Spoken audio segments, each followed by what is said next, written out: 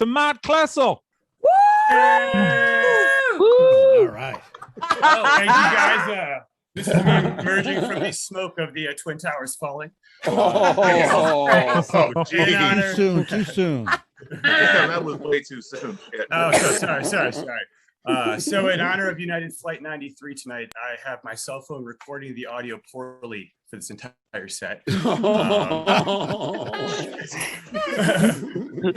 Sorry, I had to terraform real quick. This is all too much. I'm working on being a relatable guy. It's something I've always had a lot of trouble with in life. So I was talking to my father. He told me a really relatable story. It's about sports, and that's one of the most relatable things I think that we have in this country. But this sport was very unfamiliar to me, so I gave it a shot. It's called donkey basketball. My father described it so nonchalantly as like, yeah, when I was a kid, me and my friends used to find all the trained donkeys in town, pad their hooves. We would all gather in the gymnasium and we would ride these donkeys and play basketball. The winner just took it all. I was like, fuck, that's so goddamn relatable. And I had nothing on that. So what I like to do is something else a lot of folks do is I like driving a lot. I have to do it. My family lives out in Cleveland. I live in Denver. I take Adderall to focus on the roads. And as I'm doing this, I notice myself getting really, really horny with the vibrations of the road. And I just get raging boners. So sometimes I'll stop in a truck stop, rub 2-3 of them out, and get back on the road right to it. Keeps me focused. But sometimes I just fueled up and I had this raging hard on, and I just don't have the time to stop. I don't have the energy to stop. So I just jack off in my pants. And I just come right in my fucking pants. I let it dry there. So next time I go to get gas, when I stand up, I rip all my fucking leg hair out. And that also keeps me just as focused as Adderall. So I think that's a much more relatable thing than donkey basketball. Maybe you guys do that too. I don't know. So I'm relatively new to stand up. My first time on stage was at Albuquerque.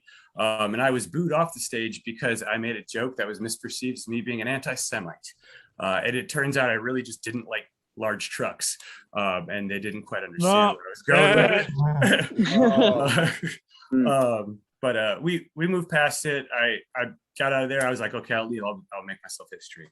And I love history, by the way. I love war reenactments. My friends and I have done World War I. We've done World War II. We did Vietnam, but right now we're stuck on the Cold War. We're all just sitting in my apartment in the dark, giving each other weird looks, smoking cigarettes suspiciously at each other. So I think I'm winning right now, but it's been going on for quite some time, and I'm not quite sure. But we're hoping for a good outcome. So I like movies a lot too. A huge film guy. After Disney did the Holocaust, they funded this one called Really Pretty and Not So Much, about a girl's father who gets kidnapped by a pack of wolves. And she goes to find him, and then she has to have sex with this bear until he turns back into a man. I think Disney's version was called Beauty and the Beast. And that's the reason I'm into bestiality. Thank you, Noah. Oh, damn. I remember the first time I screwed the pooch, I was doing my taxes, and I fucked it all up. And someone was like, wow, Rat, you just committed some bestiality with those numbers and zeros. Like, you fucked that all up.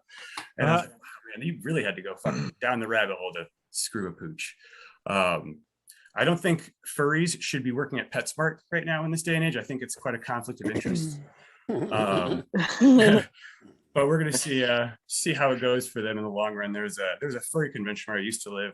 Not a furry convention, but they would gather in the park every Sunday. And I ended up noticing one of the gentlemen worked at PetSmart. And it was quite unsettling because he was giving me and my dog these weird glances, and I didn't know which one of us he wanted.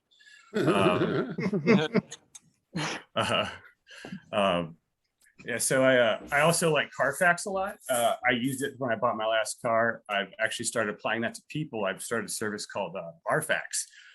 So you see someone out at the bar, you want to take it to the next level, as one would. You scream, show me the Barfax. And this drunk ass fucking little squirrel fox creature comes out with a medical history report and lets you know how your person relates to a car, essentially. So how's the interior been maintained? Is there a lot of rips, holes, unsightly damages and blemishes? Have you got any aftermarket parts there? I mean, I've changed up the hood of my car. I've painted it. I've done so many things to it. And I just like to know the history of what I'm getting into. Just like, you know, we learned about the history of 9/11. So thank you guys for having me. Happy birthday. And I hope to become a part of this more and more often. Thank you guys so much. Yeah. Yes. Please give it up again for Matthew Klessel. Good stuff. You're welcome I back fucking- anytime. Thank you guys. Thank you. I'm gonna do a Cold War reenactment tomorrow. That sounds like my jam. We Honestly. should do it together. We'll do it on Yes. Zoom. Great, perfect.